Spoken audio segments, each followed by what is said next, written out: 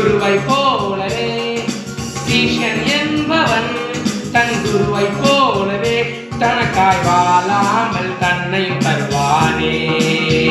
தனக்காய் வாழாமல் தன்னையும் தருவானே.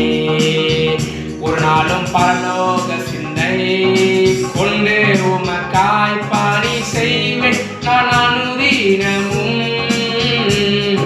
பரலோக சிந்தை தினம் கொண்டு உமக்காய் பணி செய்